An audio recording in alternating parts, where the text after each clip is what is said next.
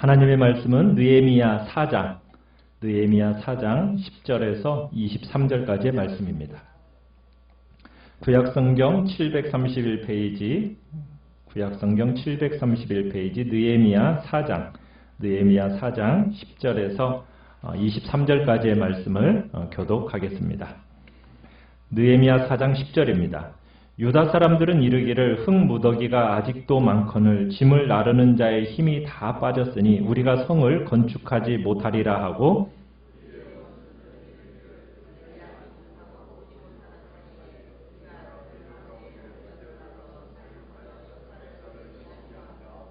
그 원수들의 근처에 거주하는 유다 사람들도 그 각처에 와서 10번이나 우리에게 말하기를 너희가 우리에게로 와야 하리라 하기로,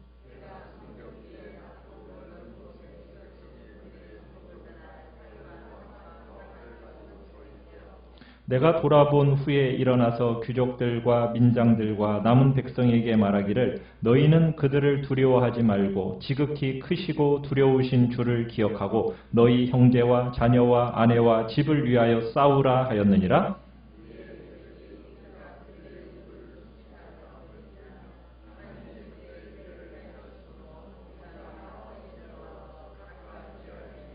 그때로부터 내 수하 사람들의 절반은 일하고 절반은 갑옷을 입고 창과 방패와 활을 가졌고 민장은 유다 온 족속의 뒤에 있었으며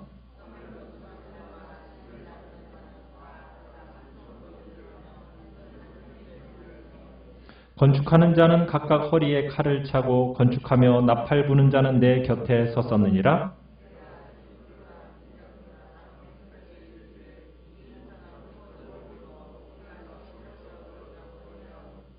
너희는 어디서든지 나팔 소리를 듣거든 그리로 모여서 우리에게로 나아오라. 우리 하나님이 우리를 위하여 싸우시리라 하였느니라.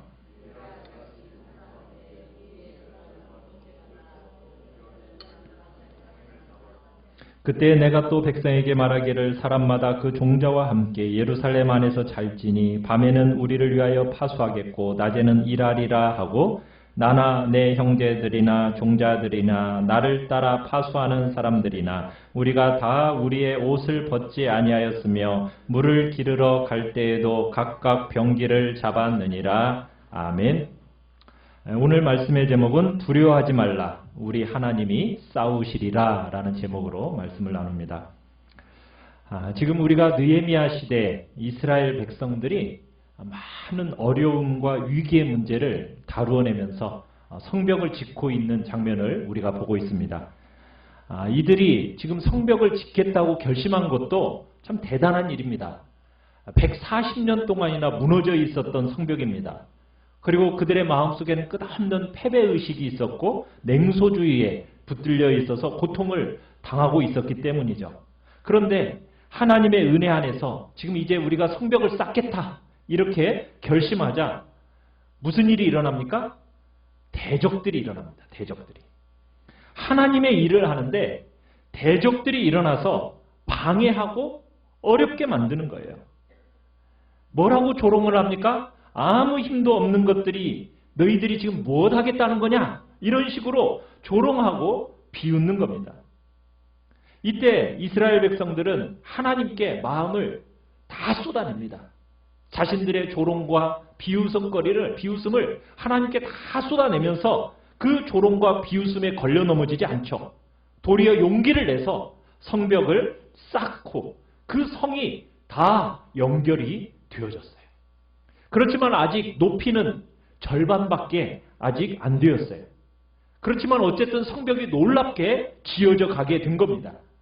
자, 그러자 또 다른 어려움이 생겼어요. 대적들이 일어나서 이들을 군사적으로 이제는 위협하고 협박하고 공격해서 죽이겠다고 이제 나오고 있는 겁니다. 오늘 우리가 본 이 본문은 그런 위기관리 또 문제를 다루어냄에 있어서 우리가 상대적으로 힘이 모자라서 우리가 어떻게 이 문제를 다루어낼까? 우리가 하나님의 일을 어떻게 할 것인가? 그런 상황 속에서 어떻게 할지를 잘 보여주는 본문이 오늘 이야기입니다. 문제가 생기고 위기가 생기면은 일반적으로 사람들의 반응은 어떻습니까? 자, 우리 10절을 다시 한번 읽어볼까요? 자, 일반적인 사람들의 반응입니다. 10절입니다. 시작. 유다 사람들은 이르기를 흙무더기가 아직도 많거늘 짐을 나르는 자의 힘이 다 빠졌으니 우리가 성을 건축하지 못하리라 하고.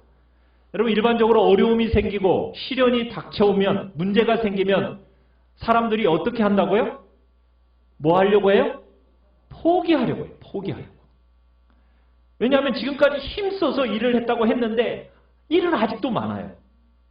그런데다 힘은 많이 소진돼 버렸습니다.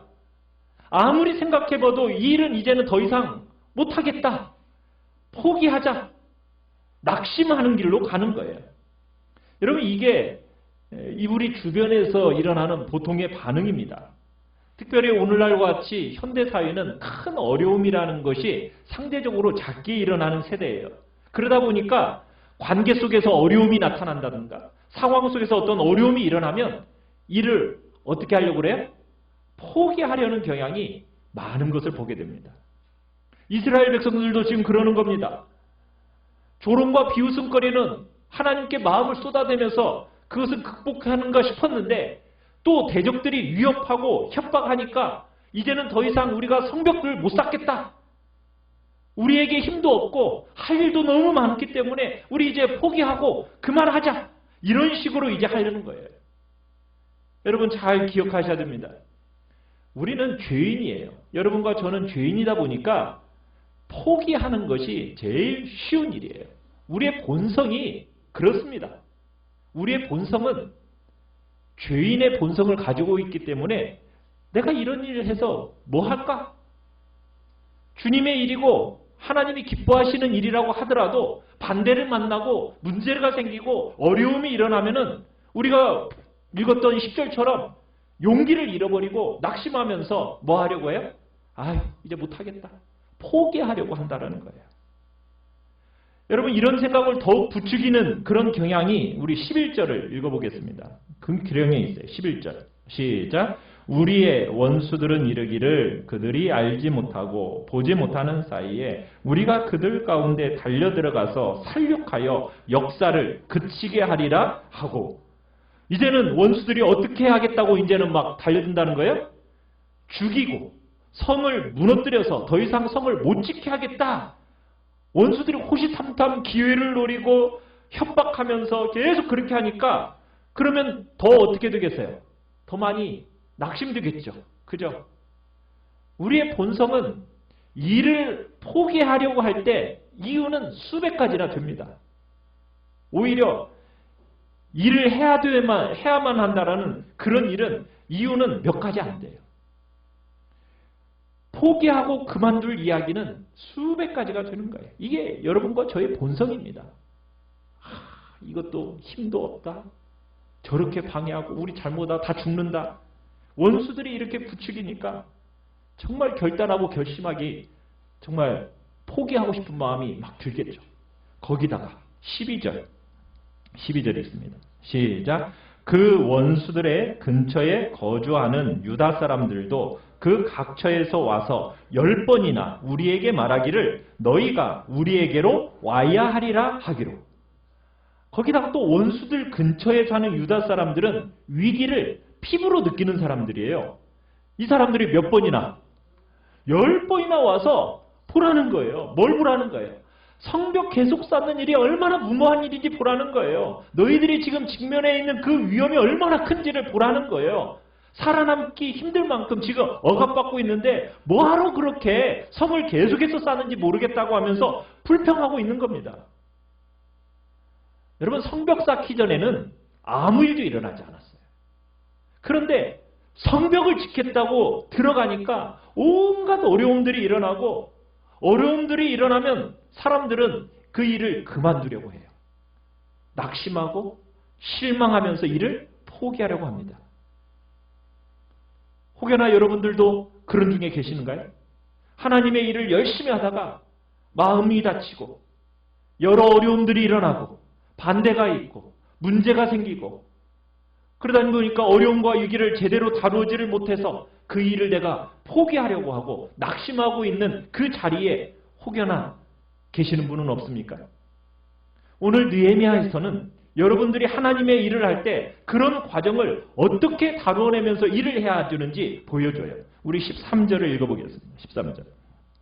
시작. 내가 성벽 뒤에 낮고 넓은 곳에 백성이 그들이 종족을 따라 칼과 창과 활을 가지고 서 있게 하고. 자, 백성들이 이제 너무 두려워하니까 군사들을 무장시켜서 세우는 겁니다. 자, 그런데 어디에다 세웠어요? 군사들을 지금? 낮고 넓은 곳에 세웠어요. 여러분, 보통 군사들을 무장시켜서 보초를 세운다고 할 때 어디다 세우죠? 그죠? 낮고 넓은 곳에 세우는 것이 아니라 높고 좁은 곳에다 세우는 거죠. 보통 보초 세우려면 그렇게 세워야죠. 왜요? 그래야 적의 공격으로부터 보호되고 적이 공격할 때 먼저 보고 대처를 할 수 있는 것이 바로 높고 좁은 곳에 있어야 될 거 아니겠어요? 그런데 지금 느헤미야는 어디에다가 보초를 세웠다고요? 낮고 넓은 곳에다가 군사들을 배치한 거예요. 왜 그런 거겠어요? 지금 느헤미야는 전쟁을 치르겠다고 지금 하는 게 아닙니다. 위험이 있어서 대비는 하지만은 전쟁 치르고 싶은 마음은 없어요. 뭐 하고 싶은 거예요? 지금 낙심하고 두려워하고 있는 백성들을 격려해서 성을 계속 쌓으려고 하는 것이 중요한 목적인 겁니다. 지금 두려워 떨고 있는 백성들에게 우리 보초들이 지키고 있다. 그것을 볼 수 있도록 낮고 넓은 곳에 지금 두고 있는 겁니다. 거기다가 대적들에게도 신호를 보내는 거예요. 우리가 니네들이 그렇게 공격하려는 거 뭐 했다? 우리 눈치챘다. 우리 그리고 대비하고 있다. 그러니 너희들 허튼 수작하면 안 돼. 이런 메시지를 전화 보내고 있는 겁니다. 그러니까 지금 느헤미야는 싸움을 방지하고 싶기 때문에 지금 이런 전략을 쓰고 있는 거예요. 자, 그러면서 힘을 다 모아서 성을 쌓는 일에 잘 투입하기 위해서 이런 전략을 쓰고 있는 겁니다. 자, 이런 전술을 쓰는데, 자, 대적과의 싸움의 핵심은 군사를 어디에 배치했느냐? 여러분, 이것보다도 더 다음 중요한 요소가 있어요. 우리 14절을 읽어보겠습니다. 14절입니다. 시작. 내가 돌아본 후에 일어나서 귀족들과 민장들과 남은 백성에게 말하기를 너희는 그들을 두려워하지 말고 지극히 크시고 두려우신 주를 기억하고 너희 형제와 자녀와 아내와 집을 위하여 싸우라 하셨느니라. 여러분, 싸움의 승패가 뭘로 갈라질까요? 누구를 두려워하는가? 이게 싸움의 승패를 가릅니다. 지금 산발락과 도비아와 아라비아 사람들이 많은 사람들을 모아가지고 군사적인 협박과 공갈과 시위를 하고 있어요. 거기다가 이 사람들이 가지고 있는 장비들은 현대화된 장비들입니다. 그런 걸 보여주면서 겁을 주고 있는 거예요. 그런데 지금 이스라엘 백성들은 어때요? 포로에서 지금 갓 돌아온 이스라엘 백성들이에요. 그러니 엄두 내기 쉽지 않은 그런 장비를 보여주면서 이스라엘 백성들을 낙심시키는 거예요. 성을 지금 멈추게 하고 싶었던 거예요. 그런데 지금 느헤미야는 급소를 아주 잘 찝어내고 있어요. 싸움은 결국 무엇이 좌우하느냐? 누구를 두려워하느냐가 핵심이라는 거예요. 누구를 두려워하느냐? 여러분, 우리가 하나님의 일을 하면서 우리의 싸움의 대부분은 혈과 육에 속한 것이 아닙니다. 눈에 보이는 군사의 숫자, 그들이 구비하고 있는 장비의 현대성, 이런 것들이 좌우하는 전쟁이 아니란 얘기예요. 혈과 육에 속한 것이 아니라 우리의 전쟁은 어디에 속한 전쟁이에요? 하늘에 속한 악한 영들에 대한 전쟁입니다. 그런 면에서 눈에 보이는 사람들의 숫자, 그들이 구비하고 있는 장비들의 현대성, 첨단성, 이런 것 보고 두려워하지 말고 지금 무엇을 봐야 한다는 거예요? 그렇죠. 진짜 전쟁의 승패를 좌우하시고 역사와 만물의 주권자가 되시고 역사를 움직여 가시는 누구? 하나님을 두려워할 때 우리는 바른 싸움을 하게 된다는 거예요. 나라의 안위와 나라의 전쟁에서 이기고 지는 것은 우리가 무엇을 두려워하고 누구를 두려워하는가? 이게 결정적인 거예요. 여러분, 유다가 이스라엘이 망하기 전에 이스라엘은 이방 땅 세력들을 두려워하면서 어떤 일을 벌였는지 아십니까? 아수르와 손잡고 애국과 손잡고 그리고 심지어는 바벨론과 손을 잡습니다. 우리가 이사야서에서 보면은 그것은 하나님이 제일 싫어하는 일이에요. 이방을 붙들어서 안전을 담보하고 싶어하는 이스라엘 백성들의 모습을 제일 마음 아파하신다는 거예요. 느헤미야도 군사를 배치합니다. 군사 배치하는 일이 필요 없다는 말을 하는 게 아니에요. 그러나 분명하게 알고 있는 게 뭐예요? 하나님을 두려워하는가? 아니면은 사람과 환경을 두려워하는가? 이게 결판을 낸다는 얘기입니다. 성도인 여러분과 저도 눈을 가지고 사람을 보고 환경을 보게 됩니다. 우리도 눈을 열어서 우리의 현실을 정직하게 봐요. 그러나 현실만 보면 돼요, 안 돼요? 안 돼요. 그런 것들을 정직하게 볼 뿐만 아니라 우리의 눈을 열어서 우리의 눈을 들어서 누구를 봐야 돼요? 하나님을 보는 시각을 잃어버리면 안 됩니다. 여러분, 하나님을 바라보는 그 시각을 잃어버리면 우리가 용기를 잃어버리게 돼요. 하나님의 성벽을 쌓는 일을 멈추게 된다고요. 사람을 보고 환경을 안 볼 수는 없죠. 근데 그것만 보면 안 되는 거예요. 우리의 눈을 들어서 어디까지 봐야 돼요? 하나님을 보는 눈까지 가야 우리가 정말 두려워하고 의지할 자를 바르게 찾게 되는 겁니다. 우리는 자주자주 이런 싸움을 싸우게 돼요. 이스라엘 백성들처럼 눈으로 보이는 것만 보면 우리 싸울 수 없습니다. 우리 싸우는 그런 느낌을 가지고 살아가면 안 돼요. 산발락과 도비아가 막 연합군을 형성해왔고 당시에 이미 상당한 권세를 가지고 있던 아라비아 사람 게셈도 연합군 안에 들어있으니까 머릿수로는 지금 감당할 수가 없어요. 거기다가 장비도 쉽지 않습니다. 감당하기가. 그런데 그런 것만 가지고 분석하고 그렇게 해서 일을 끝내면 어떻게 돼요? 일 계속 할 수 있겠어요? 못하겠어요? 못하죠. 하나님이 아무리 원해도 여러분 사람들의 눈치를 보고 두려워하게 되고 환경이 어찌할 수 없다. 그러면서 주저앉게 되는 거예요. 우리는 어떻게 해야 됩니까? 오로지 하나님을 보고 하나님을 두려워할 때만 하나님이 기뻐하시는 그 일을 꾸준하게 할 수 있는 용기와 힘을 얻게 되는 것입니다. 모세가 이스라엘 백성을 인도할 때 뭘 사용했죠? 그죠? 사용했던 게 모세의 지팡이입니다. 그 당시 애굽은요, 첨단 병거, 세계에서 최고의 강대국이었습니다. 여러분, 그런 애굽의 군사들을 대항하기에 여러분 지팡이 하나 들고 너무 형편없잖아요. 부족하잖아요. 그러나 이 모세의 지팡이는요, 홍해에 길을 만들어서 이스라엘 백성들을 구원하게 하는 하나님의 은혜의 통로요, 도구였습니다.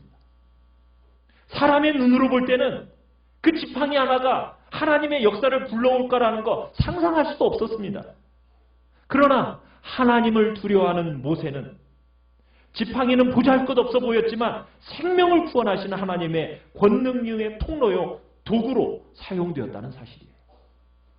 여러분, 이런 일은 성경에서 얼마나 많은 예를 볼 수 있는지 몰라요. 기드온이 미디안과 전쟁을 할 때 사람들 32,000명이 몰려왔어요. 그런데 135,000명하고 32,000명하고 싸우면은 이게 게임이 돼요, 안 돼요? 게임은 안 되잖아요. 그런데도 불구하고 하나님이 뭐래요? 숫자가 너무 많대요. 그러면서 돌려보내가지고 몇 명 남겼어요? 300명 남았어요. 300명. 여러분, 그 300명이 뭘 가지고 싸웠죠? 횃불과 항아리와 나팔입니다. 나팔. 미디안과 전쟁을 하는데 횃불과 항아리와 나팔. 여러분, 도대체 이게 무슨 무기가 돼요? 그런데도 여러분이 다 아는 것처럼 하나님을 두려워하고 하나님께 순종하고 하나님을 기다리는 그 백성들을 실망시키지 않았어요. 전쟁에서 이기는 거예요. 하나님을 두려워하는 것은 여러분 형식적이고 종교적인 얘기가 아닙니다. 여러분, 너희의 집과 너희의 아내와 자녀와 가정을 살리는 유일한 길이 뭐냐는 거예요. 뭐라고 얘기하고 있습니까? 14절에서 뭐라고 얘기했어요? 그들을 두려워하지 말고 지극히 크시고 두려우신 주를 기억해라. 기억해라. 그게 너희 집과 아내와 자녀와 가정을 살리는 유일한 길이다. 하나님을 두려워함으로 성을 쌓아야 안전이 담보되는 거예요. 세상이 말하는 방식은 힘의 논리가 아닙니다. 하나님을 두려워하는 백성에게는 하나님이 주시는 기가 막힌 승리가 있습니다. 이렇게 이스라엘 백성들이 하나님을 두려워하는 짝으로 딱 마음이 모아지자 어떤 일이 있게 됩니까? 15절 같이 한번 읽어볼까요? 시작. 우리의 대적이 우리가 그들을 눈치챘다함을 들으니라. 하나님이 그들의 꾀를 패하셨으므로 우리가 다 성에 돌아와서 각각 일을 하였는데, 대적들이 대비하고 있는 거 눈치챘다라는 거예요. 그 사건을 어떻게 해석하고 있어요? 하나님이 그들의 꾀를 어떻게 하셨다? 패하셨다. 패하셨다. 하나님을 두려워하고 기다렸더니 하나님이 그들의 꾀를 어떻게 하셨다고요? 패하셨어요. 그 결과가 뭡니까? 우리가 다 성에 돌아와서 각각 일을 하기 시작했다는 거예요. 잠시 낙심했던 적이 있었어요. 흔들렸어요. 일을 그만둘까 했어요. 근데 하나님께서 그들의 꾀를 패하시자 다시 와서 지금 용기를 가지고 일을 시작합니다. 여러분, 고비만 넘어서는 것이 아니라 고비를 넘어서면요, 어떤 일이 생기는지 아세요? 새로운 부흥이 주어지는 거예요. 새로운 부흥. 어떤 일에 있어서 주님의 일을 하다가 여러분 낙심되고 정말 좌절케하는 그런 고비가 딱 있어요. 그 고비가 일어나면 그 고비가 끝이 아닙니다. 그 고비를 여호와를 두려워함으로 감당해내면서 여러분 성을 꾸준히 쌓으면은 어떤 일이 일어나게 된다고요? 마침내 새로운 부흥의 역사를 주신다는 거예요. 오늘 우리 한국교회가 그렇고 우리 교회가 그렇고 현실이 바로 그런 겁니다. 여러분, 예수를 믿으면은 그저 복받고 자유되고 좋은 일만 많다. 그렇게 지금까지는 단편적으로 그렇게 가르침 받아왔어요. 근데 여러분, 지금까지 지내보셨지만 예수 믿었더니 잘되고 복받고 좋은 일만 생기던가요?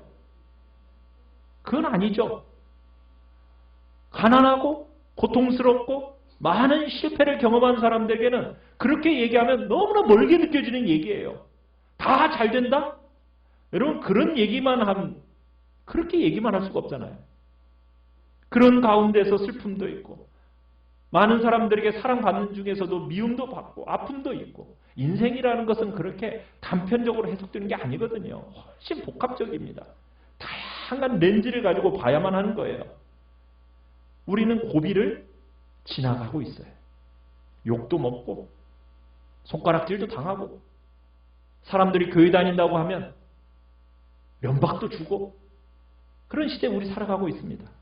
그러나 우리 이런 고비 낙심하지 말고 성을 쌓으면서 대적과 문제들을 하나님을 두려워함으로 잘 감당해내면 어떤 기회가 틀림없이 주어진다고요? 새로운 부흥의 역사가 주어진다는 거예요.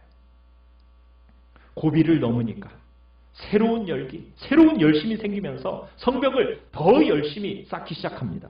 우리 16절에서 18절까지 한번 읽어보겠습니다. 16절에서 18절입니다. 시작. 그때로부터 내 수하 사람들의 절반은 일하고 절반은 갑옷을 입고 창과 방패와 활을 가졌고 민장은 유다 온 족속의 뒤에 있었으며 성을 건축하는 자와 짐을 나르는 자는 다 각각 한 손으로 일을 하며 한 손에는 병기를 잡았는데 건축하는 자는 각각 허리에 칼을 차고 건축하며 나팔을 부는 자는 내 곁에 섰었느니라. 여러분, 사람들이 열심히 일하는데 얼마나 열심히 일하는지 한번 보십시오. 한 손에는 뭘 들고? 칼 들고, 한 손에는 짐을 나르고, 두 손이 필요한 경우에는 칼을 옆구리에다 차고 두 손으로 성을 쌓기 시작하고, 느헤미야의 군사들의 반은 성을 건축하고 반은 무장해서 백성들을 지키고, 여러분 오히려 더 응집력을 가지고 백성들이 더 열심을 다해서 그 어려움과 문제에 굴복하거나 포기하지 않고 낙심하거나 안 된다고 하지 않고 지금 한 손에 칼 잡고 한 손에는 짐을 다루면서 오히려 열심을 가지고 성벽 쌓는 모습 보게 되는 거예요. 시련과 문제와 어려움이라는 것은 하나님이 우리를 사랑하시지 않는다. 그 표시가 아닙니다. 아유, 나에게 왜 이런 일이 생겨? 하나님이 나를 미워하시나? 그런 거예요? 아니에요. 그런 게 아니죠. 하나님은 그런 일을 통해서 우리를 어떻게 하시고자 하시는 거예요? 우리의 믿음의 근육들을 연단시키고자 하시는 거죠. 우리가 주님이 원하는 자리에 가기만 하면 이전과 비교할 수 없는 그 열심을 가지고 그 일들을 감당하도록 빚어내신다는 거예요. 여러분, 하나님이 우리를 사랑하지 않기 때문에 시련을 주시는 게 아닙니다. 시련이라는 것은요, 어떻게 보면 우리를 목적지까지 더 빨리 데려가려는 하나님의 측량할 수 없는 지혜의 산물이라는 거 여러분 기억하시기 바랍니다. 돌아가는 것 같아요. 늦어지는 것 같아요. 효율적으로 일이 안 되는 것 같아요. 육체적으로 볼 때는 그렇게 보이죠. 육체적으로 눈으로 보이면. 그러나 여러분이 하나님을 두려워함으로 정말 충성스럽게 하나님의 일을 감당하면요. 절대로 늦는 법 없습니다. 여러분 빨리 달린다고 해서 선착하는 것 같죠? 빨리 달린다고 선착합니까? 여러분 인생을 살면서 경험해 보셨지만 빨리 달려간 놈이 미리 도착하던가요? 그러지 않죠. 네? 다 도착하는 건 하나님의 손에 달려있는 거예요. 하나님의 손에. 우리는 주님을 두려워함으로 한 손에는 병기를, 한 손에는 쌓을 짐을 들고 그런 열심을 가지고 마침내 우리가 쌓게 되는 겁니다. 낙심하고 포기하려는 분들 혹여나 계세요? 하나님이 분명히 원하시는 것이라고 여기는데도 불구하고 아직은 때가 아닌가 보다라고 하면서 뒷걸음질 치려고 하시나요?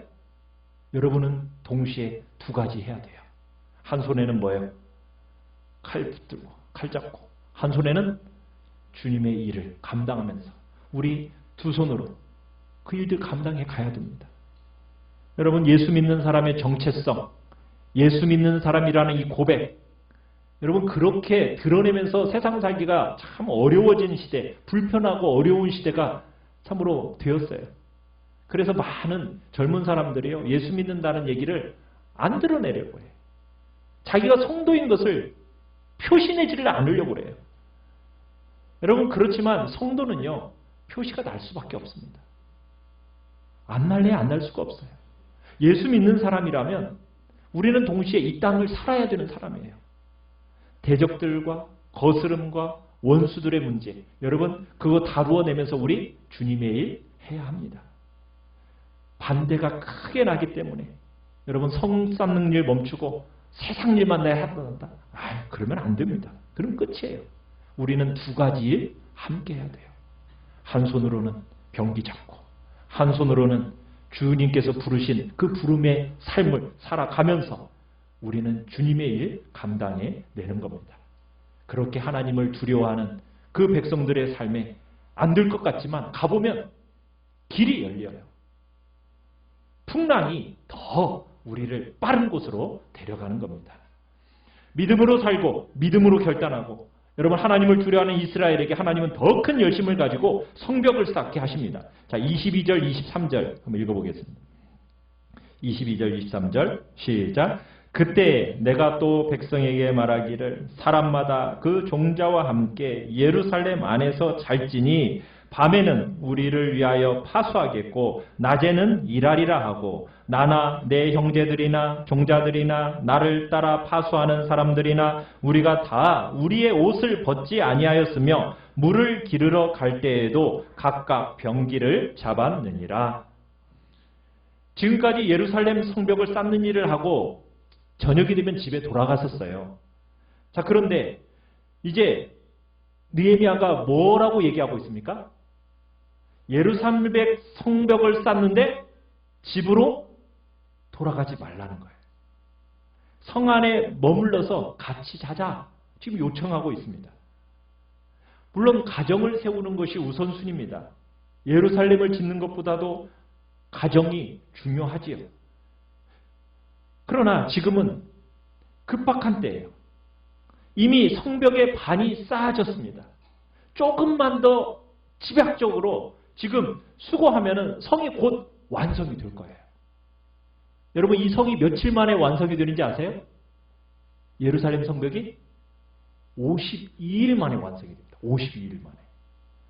여러분, 그 짧은 시간 동안 우리 잠깐 가정으로 돌아가지 말고 성에 있으면서 위험으로부터 우리 보호하자는 거예요. 왔다 갔다 하면서 시간 낭비하지 말고 대적들이 만약 와서 성 어느 한쪽만 딱 무너뜨려 버리면 사람들이 낙심하고 사람들이 넘어질 수 있으니까 우리 성 안에 머물면서 우리 보초 세우고 지켜서 우리 이 성 끝까지 잘 지어내자. 그러면서 지금 느헤미야가 격려하고 그렇게 백성들에게 요청을 합니다. 그리고 자기와 자기의 종자들은 밤에 잘 때 옷도 벗지 않고 언제든지 전쟁이 일어나면은 튀어나갈 수 있도록 준비하고 깨어있겠다라는 거예요. 물을 기르러 갈 때도 병기를 잡겠다는 거예요. 여러분, 물을 기르러 간다는 게 무슨 뜻이냐면 평화로운 시기예요. 평화로운 그 시기에도 손에 병기를 잡겠다는 거예요. 이렇게 열정적으로 하나님이 위탁하신 일을 흔들림 없이 감당하면서 성을 쌓게 되는 그 중요한 원인이 뭘까요?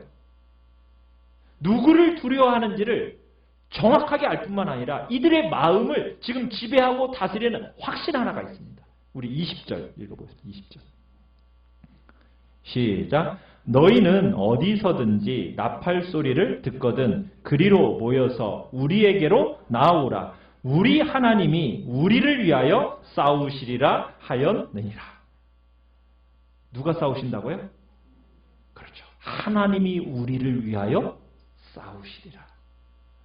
하나님이 우리를 위하여 싸우실 것이기 때문에 아무것도 하지 말자, 그런 얘기가 아니죠. 틀림없이 한 손에는 병기 들고 한 손에는 일을 해야 하는 불편함이 있지만 틀림없이 뭐예요? 그 수많은 협박과 위협에도 조금도 흔들리지 않고 주님이 시키신 일을 꾸준히 감당할 수 있었던 힘이 어디에서 나오고 있는 겁니까? 하나님께서 우리를 위하여 싸우시리라. 여러분, 이거 신뢰하고 붙들었기 때문에 가능했던 거예요. 누구를 두려워하고 누구를 의지했습니까? 하나님을 두려워하고 하나님을 의지하고, 그런 하나님이 우리를 실망시키지 않으시고 하나님이 우리 앞서 가시면서 우리를 위하여 싸워주실 것을 믿었기 때문에 이스라엘 백성들은 그런 신뢰와 확신 속에서 지금 이 주의 일을 감당해 나가고 있는 겁니다. 작은 수예요. 그 작은 수를 가지고 경계도 해야 되고 한 그룹은 또 공사도 해야 돼요. 너무나도 불편한 게 많아요. 손 하나는 병기 들어야죠. 한 손으로는 일을 해야죠. 얼마나 참 일이 더디겠어요. 그렇지만 이들의 마음의 열망을 가로막지 못하고 꾸준히 하나님의 성을 쌓게 만들었던 힘이 뭐라고요? 여호와께서 우리를 위하여 싸우시리라. 이것을 알고 믿었기 때문에. 사랑하는 성도 여러분, 하나님은 하나님을 기다리는 자들을 실망시키지 않으십니다. 주님을 두려워함으로 주님을 의지하고 주님을 기대하는 자들을 하나님은 절대로 부끄럽게 하지 않으십니다.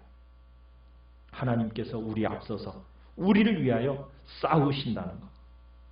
여러분, 그렇다고 해서 여러분 손 하나 까딱하지 않아도 된다?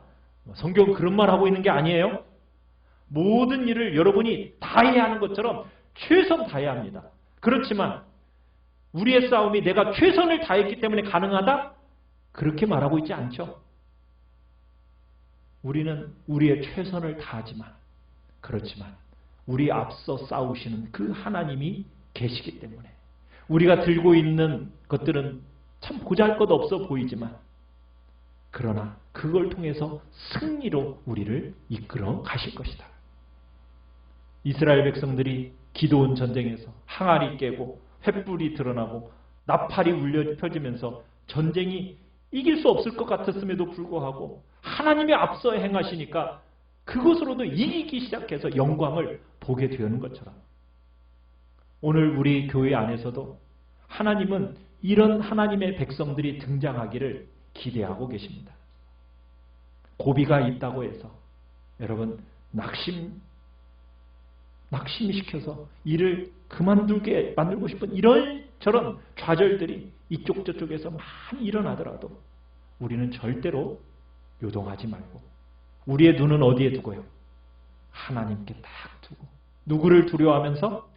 하나님을 두려워하면서 주님께서 우리를 위하여 싸우실 것이다. 이 기대 속에 우리가 주의 일을 감당하는 것입니다. 한 손에는 병기 들고 한 손에는 짐을 들고 정말 성을 쌓는 일 우리 멈추지 않는 겁니다. 그렇게 주님 앞에 나오는 그 사람을 통해서 고비를 넘어 하나님은 놀라운 새로운 부흥의 영광을 보게 하실 것입니다. 여기 계신 모든 분들이 정말 주님을 바라보시고 주님을 기대하시고 두려워할 분은 오직 하나님 한 분뿐이라는 믿음 안에서 하나님이 앞서 싸워 이기실 것이다라는 그 승리의 믿음을 가지고 주의 일들을 한 손에는 병기 들고 주님의 짐을 나르면서 주의 일들을 성벽을 쌓는 일을 끝까지 잘 감당하여 주님이 드러내시는 아름다운 은혜와 복들을 누리시기를 간절히 축원합니다. 간절히 축원합니다. 간절히 축원합니다.